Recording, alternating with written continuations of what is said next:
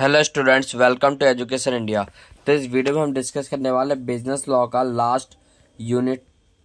ठीक है, last unit है ये, जिसके अंदर हम पढ़ने वाले हैं एलएलपी यानी लिमिटेड लायबिलिटी पार्टनरशिप एक्ट 2008। यह फर्स्ट पार्ट होने वाला है, meaning and feature of LLP, इसमें हम पढ़ने वाले हैं। ठीक है, फिर नेक्स्ट में हम 2 से 3 पार्ट में से ख़त्म कर देंगे।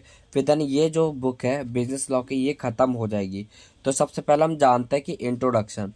एलएलपी, देखो आपको एलएलपी पता होगा क्या होता है, लिमिटेड लायबिलिटी पार्टनरशिप। ये एक तरह से पार्टनरशिप होती है जो लिमिटेड मेंबर्स के पास होती है। ठीक है, इसकी जो लायबिलिटी है वो क्या है, लिमिटेड होती है।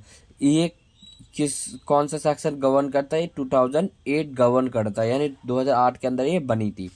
LLP is a partnership in which some and all partners have limited liability. ये एक पार्टनरशिप है जिनमें सभी पार्टनर्स के पास लायबिलिटी क्या होती है, लिमिटेड होती है। In other word, LLP is incorporated partnership form under LLP act 2008। LLP किसके अंदर फॉर्म होती है, किसके अंदर बनती है, किस रूल के रिगार्डिंग बनती है, एलएलपी एक्ट 2008 के अंदर बनी जाती है। ठीक है, registered each partner is not responsible for liable another person misconduct negligence. अगर कोई भी पर्सन अपने एलएलपी में कोई भी मिसकंडक्ट कर देता, कोई भी गलत चीज करता है, ठीक है, या कुछ भी गलती कर देता, तो उसके लिए सारे पार्टनर जो लायबल नहीं होते हैं। It means LLP created by following legal procedure. यहाँ पे बहुत सारे प्रोसीजर होते हैं लीगल, तभी ये बनाया जाता है। बहुत सारे इनको जो है प्रोसीजर फॉलो करने पड़ते हैं, तभी ये बनता है। अब बात करते हैं definition.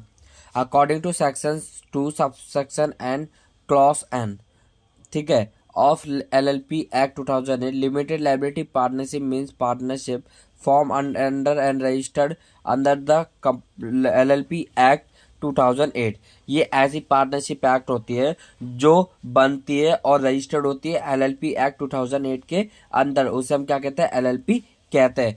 Finally, in year 2008 of law, LLP was formed and was notified in official gazette on 9th January 2009, and it contains 81 section 4 schedule finally come in for 31st March 2009। देखो 2008 में ये बना था, फिर उसके बाद इसको ऑफिशियली गैजेट से 9 जनवरी 2009 को रिलीज नोटिफाई कर दिया गया था। इसके अंदर क्या था, 81 सेक्शन थे, इसके अंदर 4 शेड्यूल्स थे। फाइनली ये 31 मार्च 2009 को क्या कर दिया गया, रिलीज कर दिया गया। Some provision of date all effective on 31 मई 2009। It extend whole of India. ये होल ऑफ इंडिया में कब हुआ, इफेक्ट फ्रॉम 31/32/9। ठीक है, अब बात करते हैं फीचर्स की। देखो हमने तो जान लिया, अब फीचर्स क्या क्या है, इसके फीचर यानी विशेषताएं। Incorporated association. इनकॉर्पोरेटेड एसोसिएशन का मतलब होता है जो रजिस्टर्ड होता है। ठीक है, ये किसके अंदर रजिस्टर्ड होता है, ये दो एलएलपी एक्ट 2008 के अंदर रजिस्टर्ड होता है। ये एक ऐसी पार्टनरशिप होती है जो बनती है और इसके अंदर रजिस्टर्ड की जाती है, और ये लीगल एंटिटी होती है, सेपरेट होती है इसके मेंबर से। अगर इस फर्म में कोई गलती हो जाती है तो वो मेंबर्स की गलती नहीं मानी जाएगी। आर्टिफिशियल लीगल पर्सन और legal purpose. LLP is artificial legal person. Legal person creates and its right as a individual. It means, देखो आपको ये पता है कि कंपनी एक अलग एंटिटी होती है, ऐसी एलएलपी भी एक अलग एंटिटी होती है। ठीक है, तो एलएलपी क्या है, एक आर्टिफिशियल पर्सन होता है। इसकी कोई फिजिकल, जो तो आर्टिफिशियल किससे कहते हैं, आर्टिफिशियल उसे कहते हैं जिसकी कोई फिजिकल सोल ना हो, फिजिकल बॉडी ना हो। ठीक है, जिसकी कोई फिजिकल बॉडी ना हो उसे हम आर्टिफिशियल कहते हैं, नहीं लॉ द्वारा बनाई गई है। ठीक है, तो अब क्या कर सकते हैं, एलएलपी क्या है, फर्म क्या है, एक पार्टनरशिप है जो क्या अगर उस पर कोई केस कर रहा है तो वो भी किसी पे केस कर सकती है। अगर उसके साथ किसी ने धोखा कर दिया तो वो एलएलपी अपने नाम पे केस करवा सकती है। ठीक है, इसे हम आर्टिफिशियल रिलेशन पर्सन कहता है। Separate legal entity. It means, देखो जो फर्म है और पार्टनरशिप दोनों के बीच में अलग अलग रिलेशन होता है, ये सेपरेट होते हैं, दोनों सेपरेट बॉडी है। It is completely liable of this asset. The liability of partner certain limitations contribution। देखो लाइबिलिटी एलएलपी में के जो पार्टनर्स है वो क्या करते हैं, लिमिटेड में अपने जो पैसा है वो कंट्रीब्यूट करते हैं। ठीक है, अपने कैपिटल को कंट्रीब्यूट कर लेता है। और यहाँ पे जो क्रेडिटर है वो किसी एक अगर एलएलपी का क्रेडिटर है तो वो किसी इंडिविजुअल का क्रेडिटर नहीं है। ठीक है, जिसको हमें पैसा देना है, तो वो इंडिविजुअली नहीं है, वो सबको मिलजुल के देना होगा। Perpetual succession, unlike a general partnership हमारा limited liability can exist and, देखो अगर कोई पर्सन रिटायर होता है, इंसेंटिव होती है, ये सॉल्वेंट हो जाता है, ठीक है, फिर भी ये जो पार्टनरशिप वो क्या है, चलती रहेगी। कॉमन सील, कॉमन सील का एक तरफ से आपने स्टैम्प देखा होगा, ठीक है, हर कंपनी का अलग स्टैम्प होता है, बट कॉमन सील अलग होती है और स्टैम्प अलग होता है। If it's partner decide the LLP has can common seal, it is mandatory, ये मैंडेटरी होता है कि वो डिसाइड करे। क्यों? क्योंकि जो भी देखो एलएलपी के पास कोई फिजिकल बॉडी तो है नहीं, तो वो अपने जो कॉन्ट्रैक्ट वगैरह है वो कैसे बनाएगी, ठीक है, किसी भी पार्टी के साथ डील कैसे करेगी। वो जो पार्टनर्स है वो एज अ कंपनी के बिहाफ पे, यानी अपनी एलएलपी फर्म के बिहाफ पे क्या करेंगे, दूसरी पार्टी के साथ कॉन्ट्रैक्ट बनाते हैं, ठीक है, डील करते हैं। तो वो किसके थ्रू करेंगे, एक कॉमन सील यानी स्टैम्प हो सकता है, कुछ भी हो सकता है ऐसा, ठीक है, जो कंपनी के थ्रू जारी किया जाता है, यानी एलएलपी फर्म है उसके द्वारा जारी किया गया, ताकि वो प्रूफ होगा कि एलएलपी ने आपके साथ डील की है।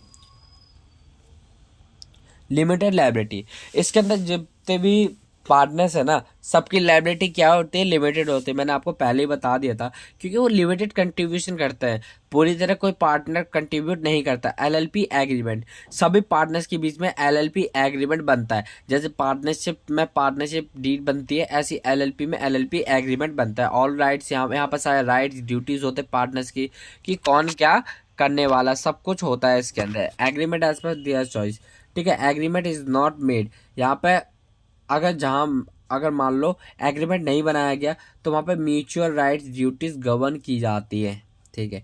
अब बात करें मिनिमम मैक्सिमम नंबर, कितने नंबर होने चाहिए, कितने की लिमिट होगी, कितने तो होनी चाहिए जिससे आप एलएलपी बना सको, ठीक है। Every LLP must have at least 2 partners, कम से कम 2 पार्टनर्स होने चाहिए, और दोनों डेजिग्नेटेड पार्टनर्स होने चाहिए। डेजिग्नेटेड पार्टनर्स क्या होता है वो हम आगे पढ़ेंगे। At any time the at least 1 designated partner should be resident in India, देखो 2 पार्टनर होने चाहिए, 2 डेजिग्नेटेड पार्टनर होने चाहिए। उन दोनों में से, ठीक है, उन दोनों में से कोई ना एक पर्सन को, जो भी एक पर्सन होगा डेजिग्नेटेड पार्टनर, वो एक तो इंडिया का होना ही चाहिए। दोनों में से, दोनों तो बढ़िया है, वरना उनमें से एक तो होना ही चाहिए। देयर इज नो मैक्स, यहाँ पे कोई मैक्सिमम लिमिट नहीं है कि आप कितने रखते हो, ठीक है, कितने मेंबर हो सकते हो आप, यहाँ पे कोई लिमिट नहीं होती है। Advantages of LLP, separate legal entity हम जान चुके हैं, देखो जो उसके फीचर्स होते हैं वो इसके एडवांटेज होते हैं। एलएलपी की लिमिटेड लायबिलिटी होती है, ये भी हम जान चुके हैं। देखो नंबर ऑफ पर्सन हम जान चुके हैं, मैक्सिमम 2 तो होने चाहिए, प्लस इसमें 2 डेजिग्नेटेड पार्टनर होने चाहिए, और उनमें से एक इंडिया का होने चाहिए। No legal requirement of a minimum capital, यहाँ पे कोई लीगल रिक्वायरमेंट नहीं है कि आप कितनी कैपिटल डालो इसमें, ठीक है, अपने एलएलपी में कितनी कैपिटल लगाओ, यहाँ पे कोई लिमिट नहीं है, आप अपने आप से जितना मर्जी लगा सकते हो। Freedom of conducting business operation, आपको फ्रीडम होती है कि आप बिजनेस को अपने इजीली रन कर सकते हो, कंडक्ट कर सकते हो अपनी तरीके से। सिंपल प्रोसीजर होता है इनकॉर्पोरेशन का, यानी incorporation is a very easy process of LLP. LLP का जो इनकॉर्पोरेशन प्रोसेस है वो क्या है, बहुत ईजी होता है। Relaxation in tax, an LLP is required to pay surcharge, मतलब इसको सरचार्ज पे करने का रिक्वायरमेंट नहीं होता। डिविडेंड डिस्ट्रीब्यूशन टैक्स नहीं होता, वेल्थ टैक्स नहीं होता, ठीक है। ये देखो रिलैक्सेशन का मतलब होता है छूट, यानी इसको टैक्स में क्या है, छूट मिलती है। सरचार्ज एक एक्स्ट्रा टैक्स होता है जो आपके इनकम पर लगाया जाता है। डीडीटी, डिविडेंड डिस्ट्रीब्यूशन टैक्स, जब आप डिविडेंड डिस्ट्रीब्यूट करते हो ना, डिविडेंड देते हो डिविडेंड होल्डर को, तब ये टैक्स लगाया जाता है। तो आपको जो एलएलपी फर्म है उसको ये टैक्स देने की जरूरत नहीं है, वेल्थ टैक्स, ठीक है। ये जो टैक्सेस है ये एलएलपी को छूट देते हैं। अब आता है डिसएडवांटेज, हमने एडवांटेज पढ़ लिए, फीचर्स पढ़ लिए, ठीक है। डिसएडवांटेज में पहला है टाइम कंज्यूमिंग, यानी एलएलपी क्या है, एक तरह से टाइम कंज्यूमिंग होता है, ठीक है। क्यों? क्योंकि उनके जो पार्टनर्स के सारे पार्टनर्स हैं उनके सिग्नेचर होने चाहिए हर डॉक्यूमेंट में। डिफिकल्ट टू ट्रांसफर ऑनरशिप, वो अपनी ownership without any partners consent के नहीं बेच सकते। क्यों? क्योंकि वो एक पार्टनर नहीं है, एक अकेला पर्सन नहीं है, उसमें बहुत सारे पर्सन हैं। तो और अगर उन्हें अपनी ऑनरशिप ट्रांसफर करनी है तो उनको क्या है, सभी से सहमति लेनी पड़ेगी। विदाउट सहमति के आप अपनी ऑनरशिप ट्रांसफर नहीं कर सकते हो। लैक ऑफ सिक्रेसी, जितने ज्यादा मेंबर्स होंगे उतनी कम लैक ऑफ सिक्रेसी होती है, यानी जो भी उसकी खुफिया बातें होगी उनके अंदर की, ठीक है, फर्म के अंदर की जो भी सीक्रेट बातें होती है वो बाहर लीक हो सकती है इससे। पब्लिक डिस्क्लोजर इसमें मेन डिसएडवांटेज होता है। Document file through MCA portal, public document होता है। जब भी आप एमसीए पोर्टल में कोई भी डॉक्यूमेंट फाइल करते हो तो वो क्या पब्लिक डॉक्यूमेंट बन जाता है। Any person can pay small fee, 50 रुपए के get copy of LLP incorporation document. कोई भी पर्सन 50 रुपए दे के, ठीक है, एलएलपी इनकॉर्पोरेशन डॉक्यूमेंट मंगवा सकता है, ठीक है। एलएलपी एग्रीमेंट नहीं मंगवा सकता, फाइनेंशियल स्टेटमेंट मंगवा सकता है, ठीक है। तो इसलिए इसमें लैक ऑफ सिक्रेसी हो जाती है। Winding up and dissolution of LLP, अब minimum of 2 partner is required for form LLP. देखो कम से कम 2 पर्सन तो रिक्वायर होते हैं कि आपको एलएलपी बनानी है। तो if the person number of person is below to 4-6, अगर देखो आप दो नहीं, आप एक ही पर्सन है, ठीक है, जो 6 महीने तक, अगर 6 महीने तक उसने एलएलपी चलाई तो उसके बाद एलएलपी के डिसॉल्व हो जाएगी, यानी गवर्नमेंट द्वारा बंद कर दी जाएगी, कानूनी रूप से बंद कर दी जाएगी। क्यों?